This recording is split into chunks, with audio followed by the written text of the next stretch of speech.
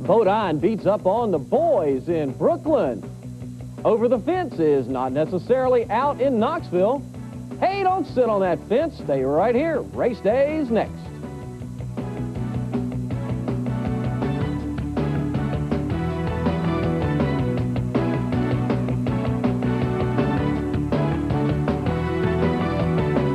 And good evening, everybody. I'm Pat Patterson. There's been a lot of action around the country today, but the top story continues to be Ernie Irvan's condition following a devastating crash in Michigan yesterday. Joining us live by telephone from the hospital in Ypsilanti is Brian Vandercook, the Yates Public Relations representative. And Brian, I know it's been a long day for you folks up there, but at this point, just give us the update as of right now on Ernie's condition. Well, Pat, as we spoke a little bit earlier, today has been a less frightening day and a calmer day than yesterday. At 5 o'clock today, Dr. Errol Erlinson, who is the vascular surgeon and trauma surgeon on duty here at the hospital, issued an update on Ernie, and he, of course, remains on life support in the intensive care unit. The injury to his lungs are still severe, but he's slightly improved. The CT scan shows no worsening of the brain injury, no hemorrhaging, and no increased pressure. Ernie's vital signs are stable, and they haven't found any additional injuries. What the doctors have tried to make us all understand that this is that the brain injury is a neurological injury, and it's difficult to set a timetable for improvement or even complete prognosis.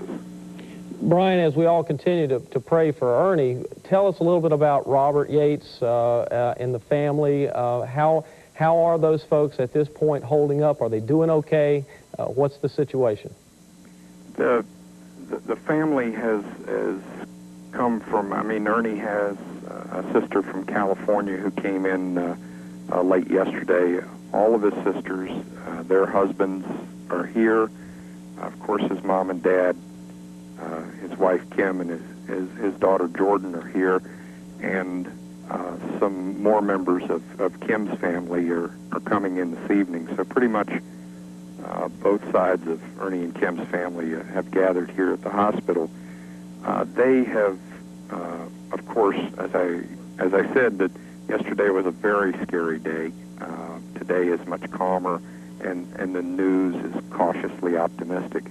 As far as Robert Yates and Larry, you wouldn't know if you didn't know that this is an uncomfortable, familiar scene for them.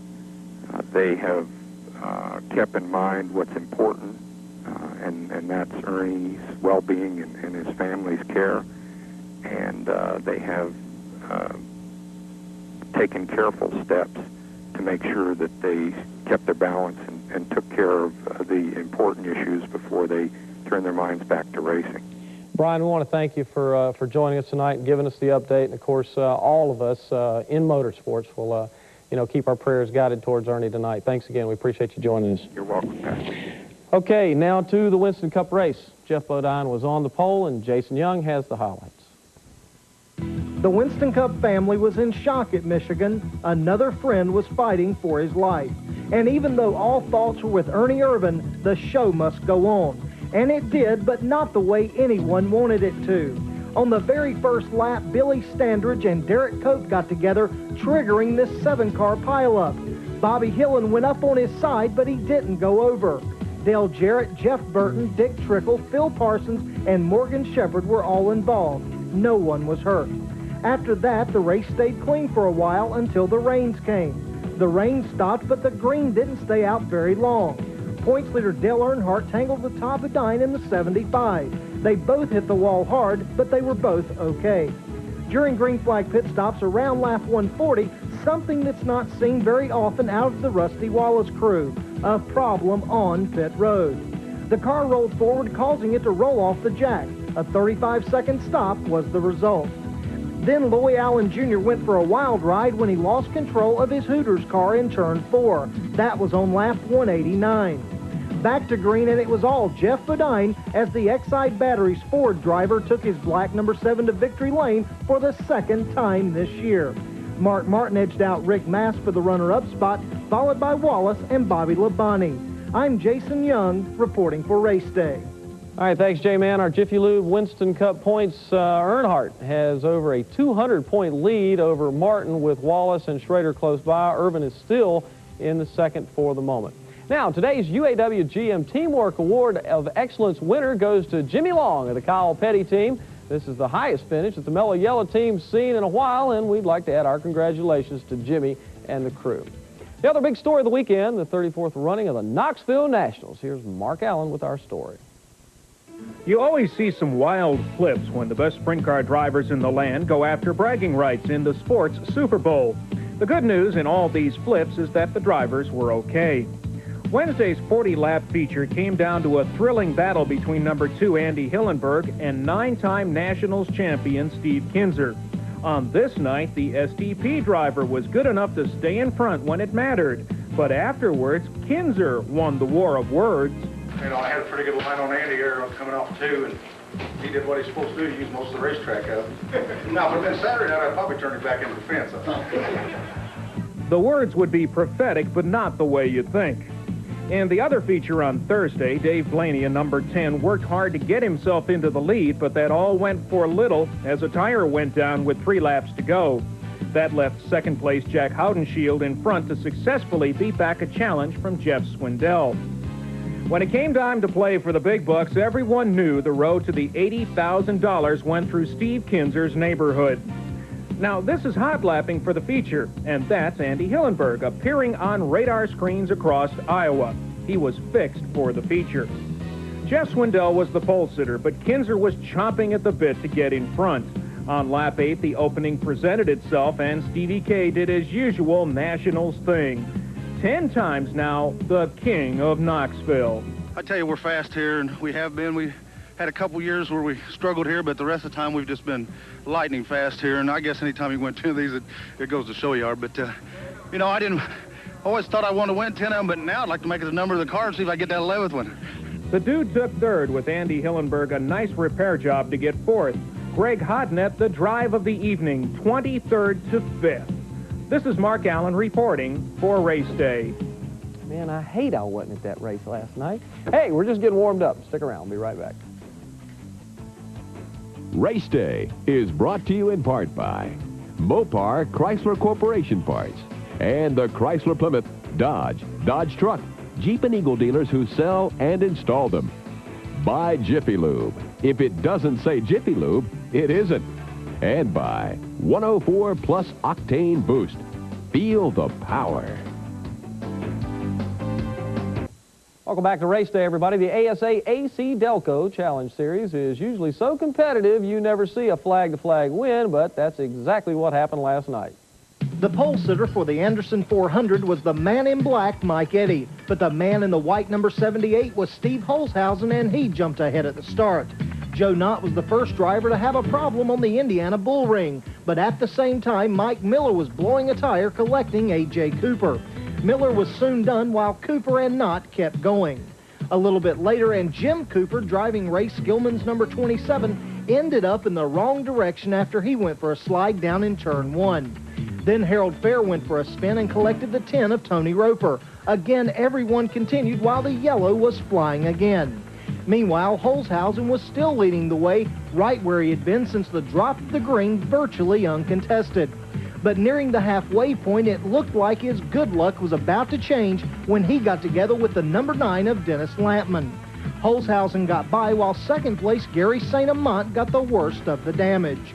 Once racing resumed, the Baker Motorsports machine of Holzhausen was still leading the way, and while he was trying to run away and hide from the rest of the field, the best battle was between Bob Seneker in the blue 84 and Eddie for the runner-up spot. Then it was Eddie's turn to have a problem when brakes and a smoking front end caused him to drop back, but not too far. In the final 10 laps, Scott Hansen did everything he could, but he just didn't have enough as Steve Holzhausen held on to become the first driver in Anderson Speedway history to win the 400 from flag to flag. Eddie was third, while points leader Butch Miller and Harold Fair rounded out the top 5. All right, the SCRA ran 3 nights called the Tour of California, and there was no shortage of action. The fair was in town, and so was the SCRA Adventure Raceway. Those in the stands got a thrill show midway into the 30-lap feature. That's Mike Kirby in number 1 on the inside and in the lead. 47 Rip Williams is on the top side. Dale Cross is in the middle, which is where the Ripper wanted to be. Bad choice, and his 3-race win streak ended this way. Neither was hurt. With one challenger self-destructing, Kirby still had to battle number 11, Ron Schumann, and in this case, the Arizona veteran waited until the white flag, then made his move and took his first SCRA win in 2 months. Gailey, English, and Klein were next. Friday night, Placerville Speedway, and rough going for Kirby in a heat race. He still aimed in the right direction, but did he know it? The number 69's familiar to Golden State fans. That's Brent Kading, and with Narc off for the Knoxville Nationals, he decided to come beat up on the wingless Warriors. He not only had the pole, 30 laps later, he ended up with the win. Tyner was a distant second, while Kirby shook off the cobwebs and took 4th. And last night at Silver Dollar Speedway, this is when it's not so good to be on the pole. Steve Ostling got out of shape with some help, but Rip Williams was the only race-ending casualty.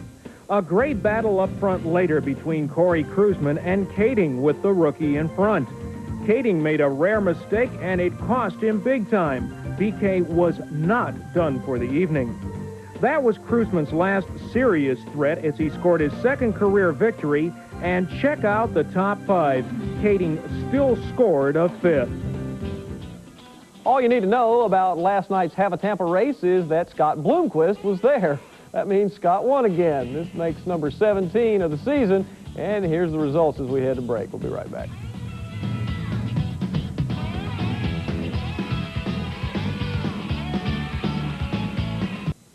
Welcome back, everybody. It's been a pretty subdued weekend given the fact of what happened to Ernie Irvan, but here's a race that had people in tears for the right reasons. Stephanie Boyd has the story of last night's Hooters Cup race. When number 16, Ernest Sykes, got the jump on pole sitter and points leader Anthony Lazaro at the start, even Lazaro had to be impressed. That's because Sykes was making his first appearance in a race car in a year after suffering a broken neck in a road racing accident last August, which left him paralyzed from the neck down for at least 6 months. Heavy rains throughout the night made for a slick racetrack, and that translated into the most cautions for a Hooters Cup race this year. Several cars wound up either on the hook or headed to the pits for repairs. Meanwhile, up front, Lazaro and Series Hot Shoe Bo Barfield were in the unusual position of having to follow someone else around the track as Sykes kept his car just out of reach in an amazing performance, leading from flag to flag for the comeback win of the year. 8 months ago, I couldn't walk. And it feels great. It feels real good.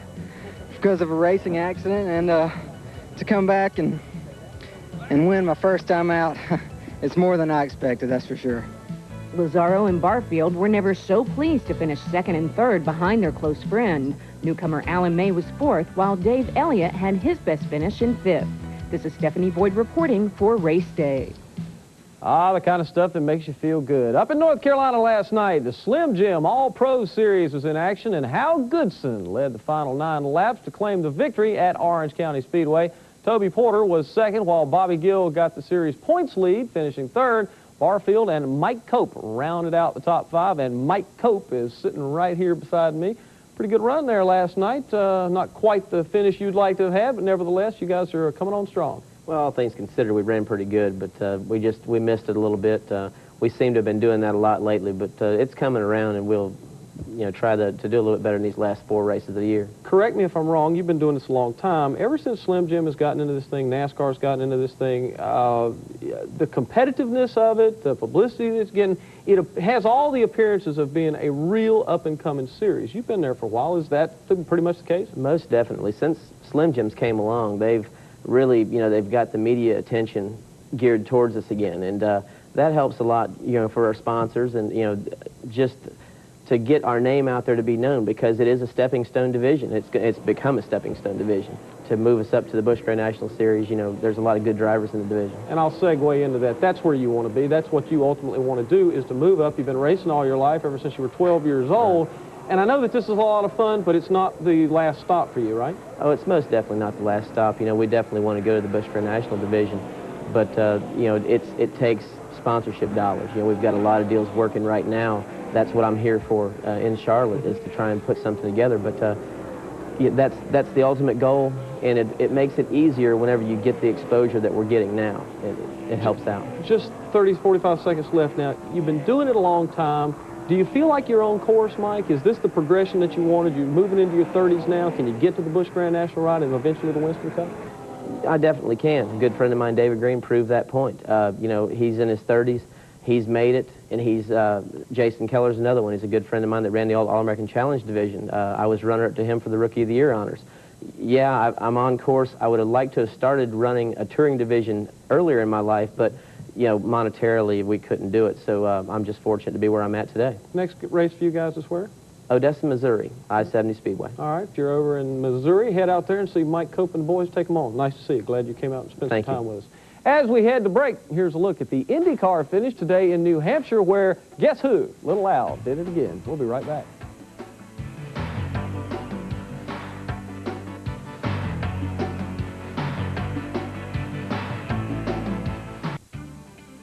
Race Day is brought to you in part by Mopar Chrysler Corporation Parts and the Chrysler Plymouth, Dodge, Dodge Truck, Jeep and Eagle dealers who sell and install them. Welcome back live to Race Day, everybody. The Winston West Series kicked back into action last night after a largely futile effort to crash the Brickyard 400 field. The good news had been that Mike Chase was the only West driver to make the Brickyard field. The bad news, busted up ribs from a crash in that event, had him uncomfortable all evening. P.J. Jones was on the pole with Ron Hornaday Jr. alongside. And as it shook out, those were the two best cars by far all evening. Bill McAnally gets credit for the biggest smokescreen of the weekend, just 5 laps in. Everyone else kept going. The only time either Jones or Hornaday weren't in the lead was during pit stops. Hornaday in the 75 and Jones in the 38 kept each other amused, especially in the closing laps. But this one ended under caution, and Hornaday, who had not won on the Cajon Speedway in 7 years, finally tallied one. George, Chase, and Krebs completed the running order, with Chase hanging on to the points lead. And up the coast, it's the second NASCAR Super Truck exhibition race, and the Northwest Tour were in Portland. Jerry Garrett has our report. The NASCAR Super Truck Series was in action for the second time ever over the weekend at Portland Speedway in Portland, Oregon. 6 trucks were on hand, along with a sellout crowd of 5,000 to watch the competitors go at it lap after lap just like this. Rob McCachran, the off-road racing star, led from the get-go, and although his teammate Gary Collins, the truck builder, tried to catch him, McCachran took his first pavement victory. Yeah, I'm really happy with this. You know, like I said, my love is off-road racing. This is new to me, so everything I do is new. It's first time out, so I'm really enjoying it, and I'm really looking forward to this series next year. 20 races on the calendar for next year. Also on the card this evening, the NASCAR Northwest Tour, next to last round of the season for these guys. And points leader Dan Press hoped to wrap up the championship in this crash-filled race, but it was not to be. Press in the black number 25 was trying to hold off number 64, Garrett Evans, in the blue car, his closest competitor in the points. Evans right here gets into eventual winner Pete Harding and crunches Harding's nose. Harding said his car actually ran better after that, and he took his third victory in the last 4 races on the tour. The title will now be decided in 2 weeks at Tri-Cities. For Race Day from Portland, this is Jerry Garrett. Thanks, Jerry. The NHRA stop in Minnesota must have just finished. We've worked our little fingers to the bone to get the highlights of the finals. In Top Fuel, points leader Scott Coletta went to the line to face the Skull Bandit Don Perdome. From green light to finish line, it was Perdome after he got the whole shot over Coletta. The Snakes' winning run was a 4.79 with a speed of 294 miles per hour. In Funny Car, John Force had his Castrol machine ready to do battle with first-time finalist Gary Densham. The start was close, but experience won out as Densham smoked the tires. Force cruised to his 8th victory of the season with a winning 5:13 at a little over 291 miles per hour. And in Pro Stock, Jim Yates made it to the final round to square off against Mark Osborne. But this one was over before it even got started when Osborne was a little over anxious. That gave Yates his first career win with a pass of 7:22 and a speed of 190 miles per hour. Thanks, J-Man. Because of the Ernie Irvan accident, obviously there were a lot of things we'd like to show you this weekend we didn't get a chance to. Congratulations to Tom Langston, the Legends National Points winner Friday night down in South Carolina. We're going to leave you with Ernie's address to send cards and so forth, and please keep him in your prayers tonight. We'll see you next week, everybody. Have a good one.